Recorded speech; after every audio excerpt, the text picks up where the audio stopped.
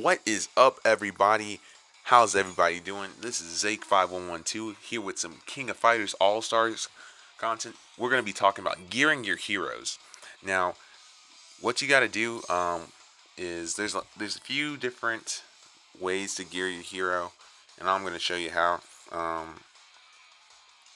One of the ways are these cards, these battle cards. There's set cards and option cards. Um, the best way to make sure your heroes are properly geared is to make sure you have the right items. This is one of the better um, set cards right here, and you want to max it out by leveling it up with enhancement materials like you see right here. Not only do you want to level them up, but you also want to increase the skills, which is why I'm also using the skill enhancement as well.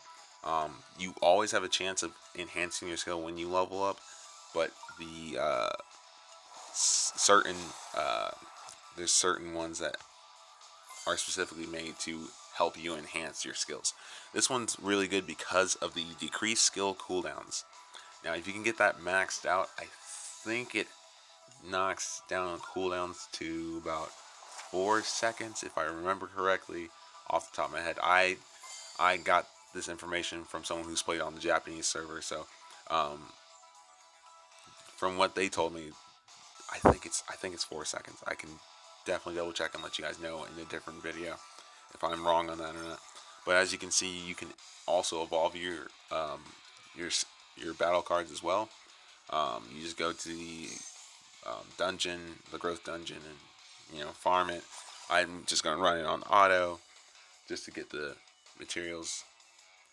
Um, but yeah, uh, if you didn't know, Orochi Iori overpowered as hell. You can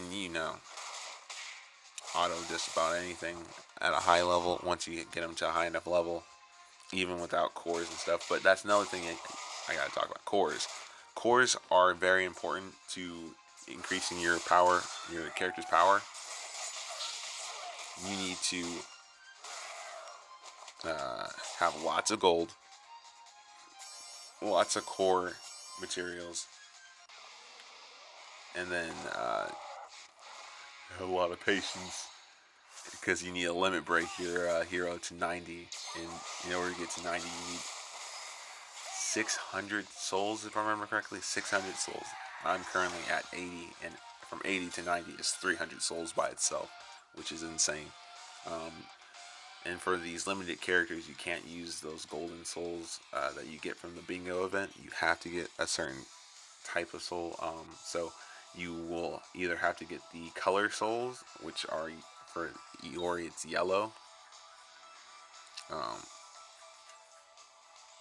and then, or you have to get a dupe Iori, which let me tell you, I don't want to roll on that banner anymore due to the fact that I've rolled on it almost enough to get the pity, and I still haven't gotten uh, Leona yet. So I don't want a pity for her, but I do have her battle card, so I probably should just so I can just get it out the way. But as you can see, uh, all these cores cost a lot of materials. 9 cores per thing, 42k. As you keep going down the line, it gets more expensive. 85k. Um, Towards the end, uh, that one's 46k. Towards the end, you'll start seeing like ones hitting like 800k and stuff like that, or 700k, which is insane. Like that's all my gold right now is 700k. Um, Another thing for anyone that's just starting out, if you want chances of getting some good set cards, just go through the story. Those growth missions right there at the starting screen, they help you a lot getting gear or getting battle cards and getting cores and stuff like that. They help you learn how to play the game. So I just recommend doing the growth missions, and that definitely helps you. They also give you free characters too, so and souls to max them out essentially to 90. So it's a good idea. Also, if you go to the secret shop, always get the AP and the skip tickets. It only costs 60 rubies. It's a good deal. 10 I think it's 10 rubies for 200 AP, and then 50 rubies for 10 skip tickets, which isn't a bad deal at all. That's probably the one thing I consistently get every day so far. Also, another way to level up your um, to increase your power is these skill up. Um, they're like skill up capsules. The capsules, instead of increasing your EXP, they increase your stats. If you notice on the right there, I have plus 25 in health, plus 30 in I think it's attack, and plus 26 in defense. So they give me more like added stats on top of everything else. So that's another way you can increase the power of your hero. So currently my Yori's at 11k.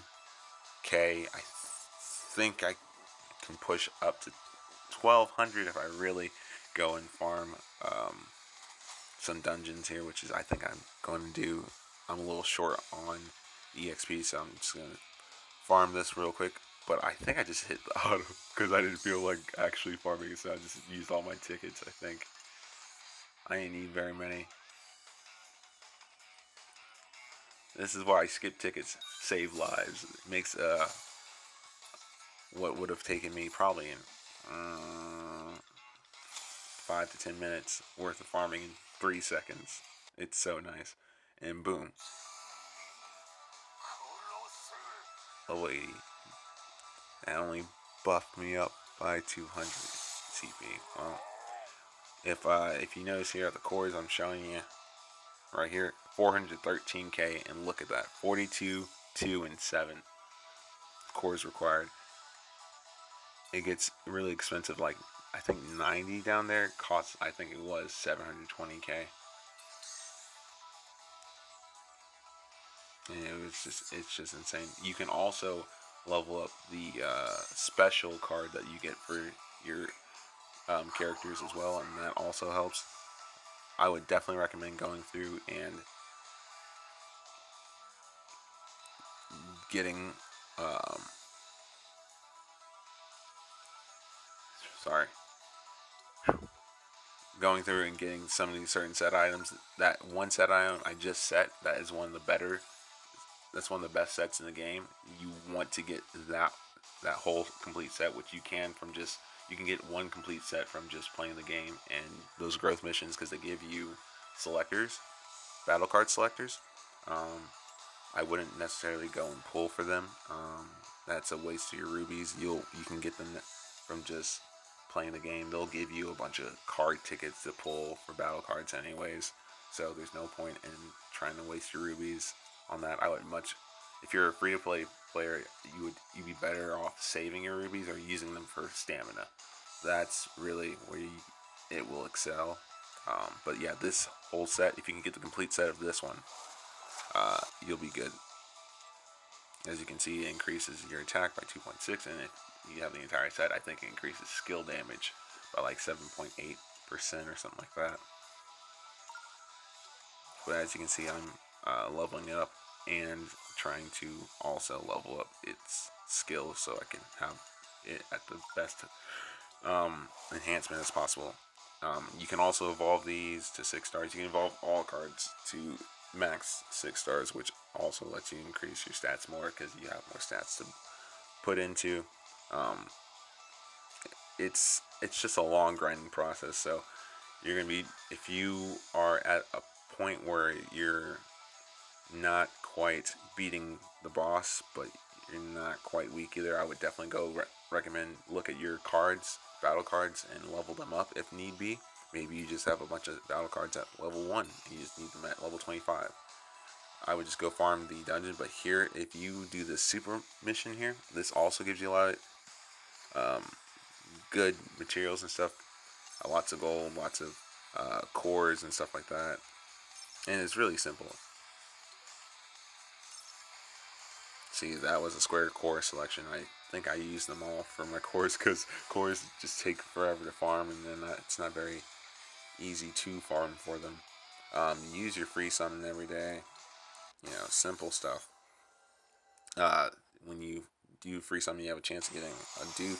Dupes can be used for souls. Souls can be used for limit breaking. Limit breaking helps you increase your character's strength. and it's just a big old circle. So yeah, I got souls from that one. Boom. You need 600 souls to max out any character, regardless of who they are. It's 600 souls. So it's just a long process. I've been really enjoying this game. If you guys have any other questions or if there's any other videos you want me to make for you guys to help you get started in King of Fighters, just let me know, and I will do my best to try to answer those questions.